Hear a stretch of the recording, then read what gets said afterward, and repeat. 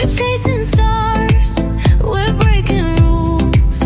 Our hearts are loud, we're no fools.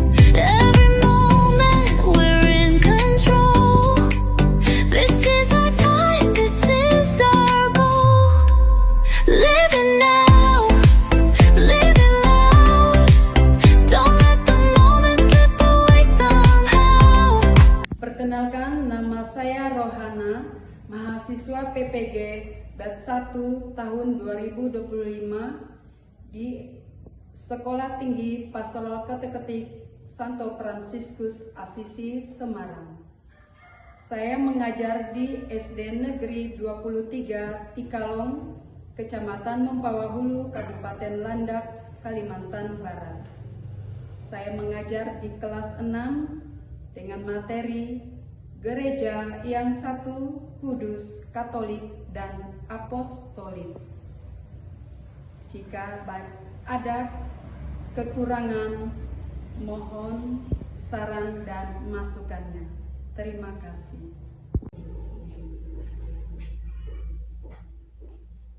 Selamat pagi anak-anak. Pagi, tetap semangat luar biasa. Iya, terima kasih. Pada pagi hari ini kita akan belajar dengan topik Gereja yang Satu, Kudus, Katolik, dan Apostolik. Sebelum kita melanjutkan proses belajar kita, mari kita bangkit berdiri, kita awali dengan doa pembukaan. Mari kita membuat tanda kemenangan Kristus dalam nama Bapa dan Putra dan Roh Kudus. Amin. Allah Bapa yang boleh kami sapa dan kami sembah, pada pagi hari ini kami masih Engkau perkenankan untuk belajar mengajar. Kami mohon curahkanlah rahmat dan berkat-Mu atas kami, agar kami dimampukan memahami dan menerapkannya dalam kehidupan kami sehari-hari. Demi Kristus Tuhan dan Juru Selamat kami. Amin. Dalam nama Bapa dan Putra dan Roh Kudus. Amin. Baik anak-anak, ya silakan duduk. Pada pertemuan kita kali ini kita akan belajar mengenai Gereja yang Satu, Kudus, Katolik, dan Apostolik. Baik, sekarang Ibu mau tanya, apa yang dimaksud dengan gereja? Gereja adalah tempat ibadah umat yang percaya kepada Yesus. Mantap. Gereja adalah tempat ibadah orang yang percaya kepada Kristus. Ya, gereja adalah kumpulan orang-orang yang percaya kepada Yesus. Jadi, tujuan pembelajaran kita pada hari ini adalah peserta didik mampu memahami ciri dan sifat gereja yang satu, kudus, katolik, dan apostolik, dan mewujudkan semuanya ini dalam hidupnya sehari-hari sebagai orang beriman Kristiani. Baik, kita memasuki kegiatan kita selanjutnya. Coba anak-anak baca cerita tentang Santo Tarsisius yang ada di dalam buku siswa. Baik, setelah membacanya, mari kalian kita diskusikan bersama mengenai Santo Tarsisius yang dalam materi ini akan kita diskusikan bersama.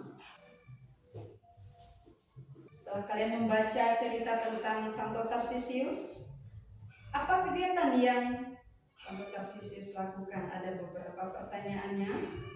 Sudah selesai? Coba diskusi singkatnya sampai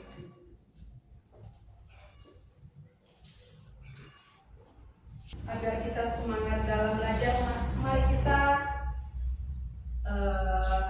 melonggarkan otot-otot kita yang tegang. Jadi kita bangkit berdiri, speaking dulu, baru nanti melanjutkan tahap berikutnya. Kita melakukan speaking. Tepuk semangat,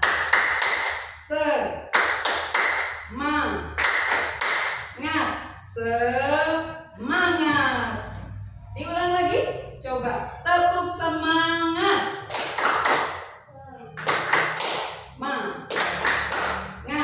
semangat. Iya, karena kita hanya bertiga, jadi suaranya juga pas-pasan. Oke, materi selanjutnya Ibu ini membahas mengenai masih tentang Tarsisius. Anak-anak, kisah tadi kan sudah membaca cerita tentang Santo Tarsisius. Siapa itu Tarsisius? Apa yang dimaksud dengan martir? Jadi kalian coba diskusikan. Saya juga mengerjakan untuk LKPD-nya, lembar kegiatan kita yang kedua. Kita diskusi bersama mengenai masih kita bahas tentang siapa sih Tarsisius itu.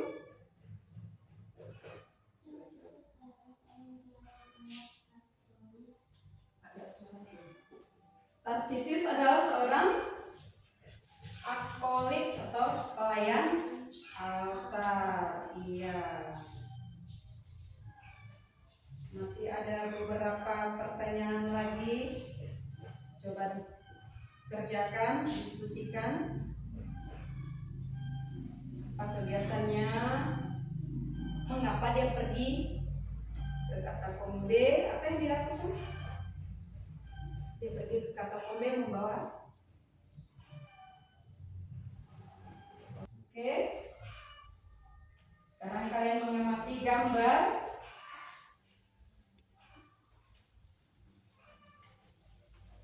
Mengamati gambar bagaimana orang sedang melakukan doa.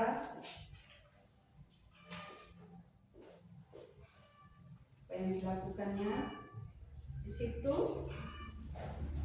Perhatikan di gambar apa yang mereka lakukan.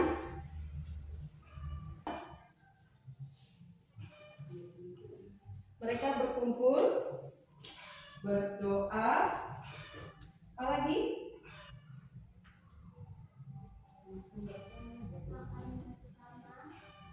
Apa lagi? Tristan, ayo. Sedang apa? Ayo Tristan, kok diam bengong? Sedang apa? Dari gambar ini sedang apa mereka? Sedang berdoa. Jangan malu-malu. Ya, dari gambar itu ada kegiatannya sedang berdoa bersama, mengucap syukur, saling meneguhkan. Dari kegiatan gambar itu, anak-anak ada melihat bagaimana orang zaman dahulu berdoa, berkumpul bersama, ya kan, sambil memuji Tuhan dengan kegembiraannya. Mereka bersatu hati, mereka saling meneguhkan, saling menguatkan. Karena pada zaman dahulu orang-orang Kristen yang percaya kepada Yesus masih sangat ketakutan. Jadi mereka berdoa di tempat tersembunyi, seperti di tempat kuburan kosong. Ya, katakombe itu mereka itu sembunyi-sembunyi, takut kalau ketahuan maka mereka akan disiksa. Oke, sekarang untuk anak-anak kerjakan agar lebih memahami materi kita. Jawab dengan baik ya, perhatikan pertanyaannya, jawablah pertanyaannya dengan tepat. Jadi dibaca. Sudah selesai? Boleh dikumpulkan.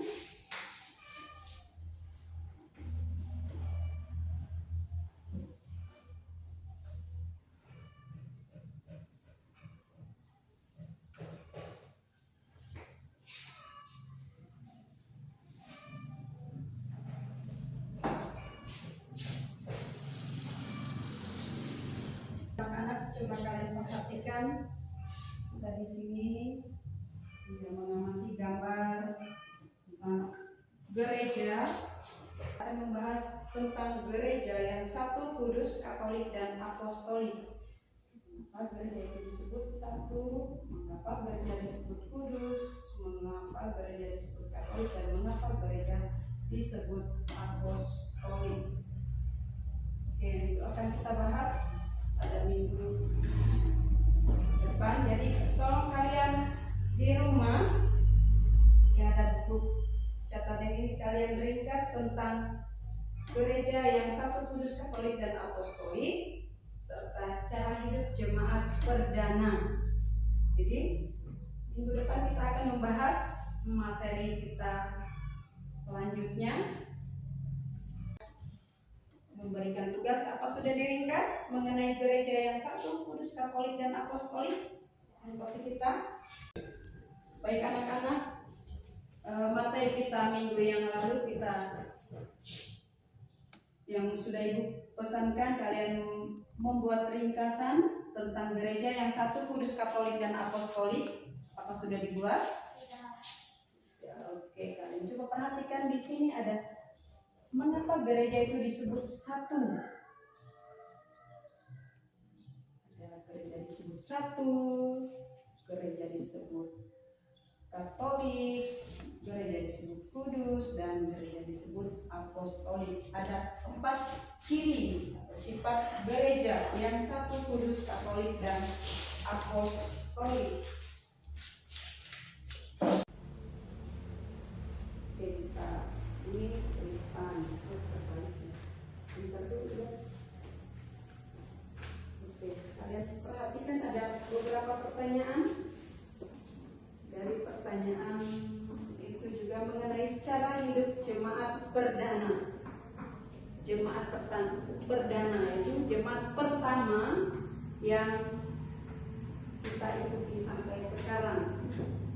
Karena jemaat perdana mereka bersatu, berkumpul, berdoa bersama, berbagi. Kehidupan mereka itu saling meneguhkan, menguatkan. Oke, jadi kalian coba kita diskusikan bersama mengenai pertanyaan ini. Bukan apa yang bagaimana cara hidup jemaat perdana? Jadi mereka tetap bersatu di dalam iman dan saling berbagi. Hidup kudus dengan cara memberi diri dibaptis. Itu adalah cara hidup jemaat perdana. Lalu menerima perkataan dan pengajaran dan bertekun dalam pengajaran para rasul. Kalian ingat ada berapa jumlah rasul yang mengikuti Yesus, yang dipilih oleh Yesus? Ingat nggak? Itulah yang mewartakan dari para rasulullah yang meneguhkan jemaat perdana. Akhirnya mereka tetap bertahan hingga kita ini pengikut juga yang setia, tetap mengimani Yesus. Jadi Santo Paulus juga tadi mengilustrasikan tentang gereja seperti banyak anggota dengan aneka peran, tetapi dijiwai oleh roh yang sama. Karena gereja kita ini dimanapun berada, tata cara kita sama, kita berdoa juga sama, tata caranya kita melakukan kegiatan gereja juga sama. Apakah anak-anak sering mengikuti kegiatan menggereja? Misalnya seperti Santo Tarsisius tadi, Santo Tarsisius, apa kegiatan di gerejanya? Yaitu sebagai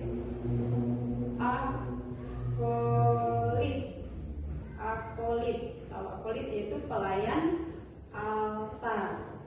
Jadi seperti Santo Tarsisius itu usia muda seperti usia kalian, ya kan? Jadi dia dari usia muda dia sudah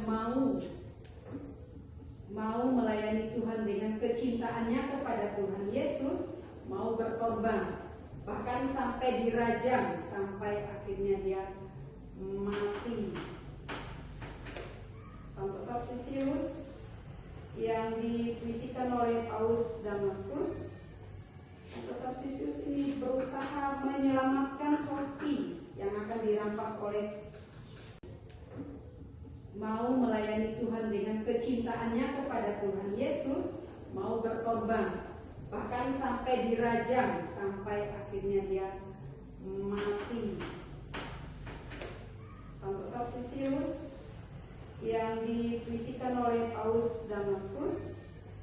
Santo Tarsisius ini berusaha menyelamatkan Hosti yang akan dirampas oleh orang-orang yang tidak bertanggung jawab. Ini saking cintanya kepada Tuhan Yesus, ini dia mencoba menyelamatkan Hosti. Jangan sampai Hosti jatuh ke tangan orang yang tidak bertanggung jawab. Sudah dikerjakan tanda kegiatannya. Oke, kita lanjut dengan ice breaking. Kita makin berdiri dulu, kita ini melihat konsentrasi karena ada teman kita ini yang kayaknya tidak semangat.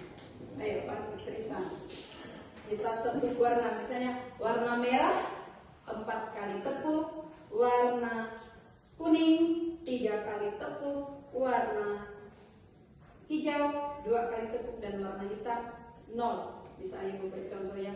Tepuk warna merah 1, 2, 3, 4.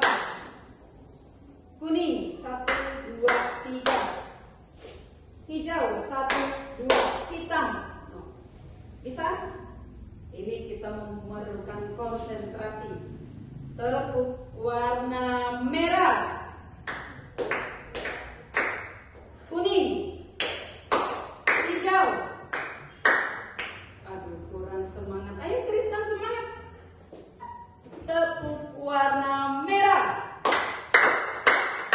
hitam, kuning, hijau.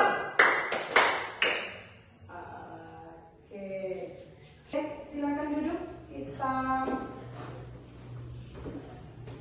lanjut ke tahap berikutnya, membagikan tes sumatif ya. Tes sumatif, tolong kerjakan. Ikuti perintahnya dengan seksama, dengan teliti. Tes sumatif untuk mengenai gereja yang satu, kudus, katolik, dan apostolik. Kita rangkuman. Baik anak-anak, mari kita rangkum semua dari materi kita dari awal tentang Tarsisius. Tarsisius adalah seorang pelayan altar, atau biasa disebut juga dengan akolit, atau sekarang biasanya disebut dengan misdinar. Jadi Tarsisius ini dengan setia melayani imam. Tarsisius saking cintanya kepada sakramen Maha Kudus, dia rela dan bersedia menghadapi bahaya. Tarsisius pergi ke katakombe untuk membawa hosti yang akan diberikan kepada orang-orang Kristen yang percaya, mereka yang akan dihukum mati. Jadi Tarsisius berupaya untuk datang, karena pas orang-orang ini akan dihukum mati, jadi Tarsisius rela berkorban. Tapi akhirnya Tarsisius belum sampai, Tarsisius dihadang oleh teman-temannya sendiri. Tarsisius dirajam pakai batu. Tapi Tarsisius saking cintanya kepada sakramen Maha Kudus, dilindungi jangan sampai jatuh ke tangan orang-orang salah. Akhirnya Tarsisius wafat di tempat. Datang seorang mengenai gereja yang satu, yang didasarkan pada kesatuan, yang arti gereja yang satu didasarkan pada kesatuan Allah Tritunggal, yang artinya 3 pribadi tetapi satu, yaitu Allah Bapa, Allah Putra, Allah Roh Kudus. Tujuan untuk menguduskan manusia. Yang ketiga, gereja disebut apostolik, berarti universal, umum, terbuka bagi semua bangsa. Tujuan untuk menguduskan manusia. Yang ketiga, gereja disebut apostolik, berarti universal, umum, terbuka bagi semua bangsa dan bahasa. Gereja disebut berciri Katolik, artinya terbuka dan menghormati semua kebudayaan, semua bangsa, semua bahasa. Jadi di seluruh dunia gereja Katolik itu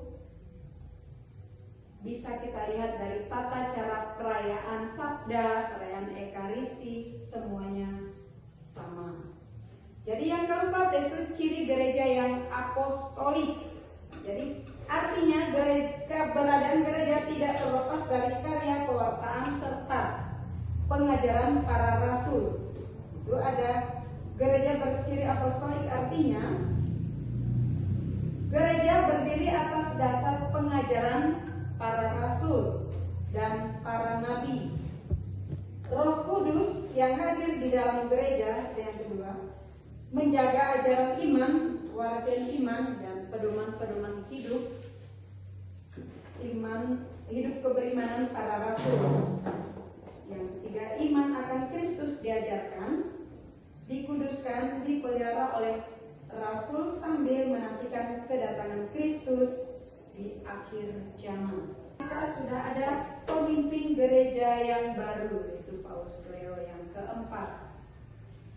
Baik anak-anak, dari materi kita gereja yang satu, kudus, katolik, dan apostolik,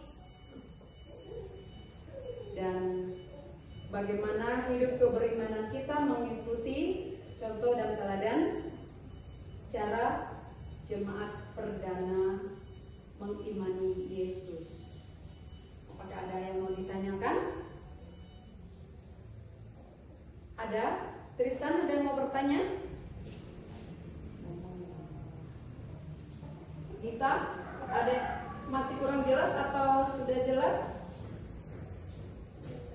Sudah jelas. Oke, Ibu. Oke, sekarang kita lanjut untuk mengisi tes formatif. Tes formatif. Ibu mau lihat kemampuan kalian sampai di mana kalian mengerjakan ini ya. Oke. Selamat bekerja. Perhatikan tata cara untuk menjawab. Iya. Baik anak-anak, kita lanjutkan materi kita mengenai gereja yang satu, kudus, katolik, dan apostolik. Berarti ada berapa sifat ciri gerejanya? Ada 4. Coba Tristan sebutkan gereja yang gereja yang satu. Kita ya. Gereja yang satu, kudus, katolik, dan apostolik. Oke, kalian sekarang amati di sini ada apa sih yang disebut dengan gereja yang satu, kudus, katolik, dan apostolik? Atau coba kalian berdiri dari gereja yang satu, kudus, katolik, dan apostolik. Ini dari Santo Paulus mengibaratkan gereja itu ibarat anggota tubuh yang memiliki banyak peran.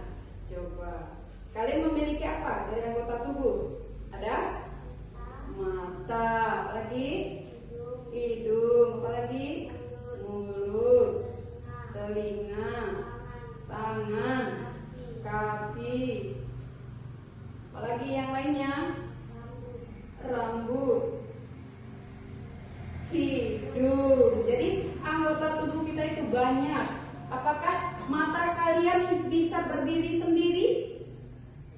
Tidak. Kakinya bisa berdiri, bisa melakukan apa yang dilakukan oleh tangan, bisa enggak? Tidak. Tangannya bisa enggak seperti kaki? Tidak. Jadi semua anggota tubuh saling apa? Bekerja sama. Jadi semua anggota tubuh saling membutuhkan. Misalnya, kamu mau ngambil sesuatu, apakah tangannya langsung memanjangkan diri atau dibantu oleh apa biar bisa sampai?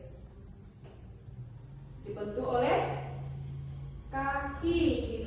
berjalan, mengambil. Dibantu oleh mata kita melihat. Kalau misalnya kita mengambil sesuatu, matanya tidak melihat, jadi kita meraba-raba. Ya, oke. Itulah yang disebut gereja seperti diilustrasikan oleh Santo Paulus. Gereja itu ibaratnya banyak anggota tetapi satu tubuh. Kenapa? Anggota ini semuanya saling berhubungan, saling membantu, saling menolong. Dari anggota ini punya peran masing-masing. Mata, perannya apa? Untuk melihat. Telinga, mulut, berbicara. Apalagi? Berdoa untuk kita makan. Telinga untuk mendengar sesuatu yang baik. Oke. Kaki kita gunanya untuk berjalan, melompat. Begitu pula gereja kita.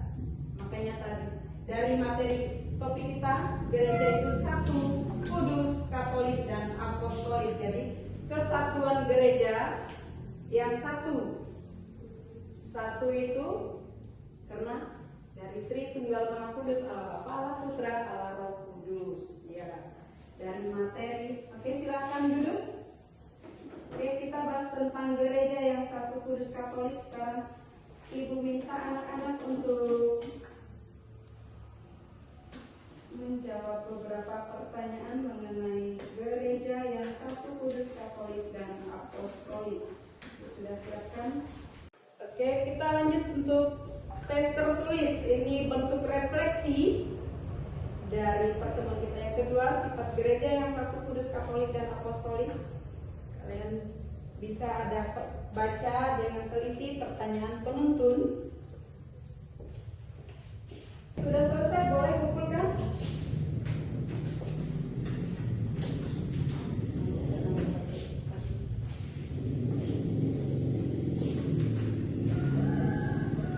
Terima kasih. Baik anak-anak, selesai kegiatan kita pada hari ini.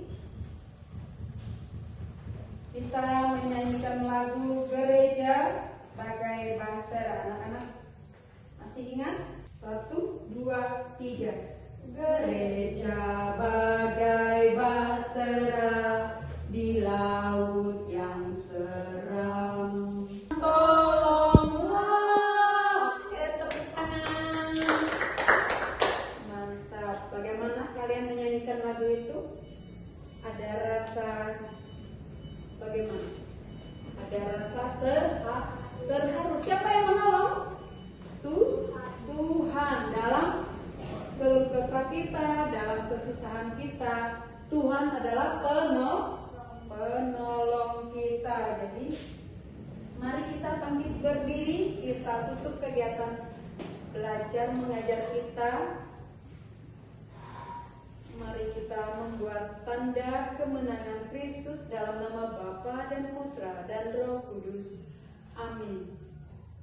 Puji syukur kami aturkan kehadirat-Mu Bapa, karena atas penyertaan-Mu, atas campur tangan-Mu, kami dapat menyelesaikan proses belajar mengajar kami pada hari ini.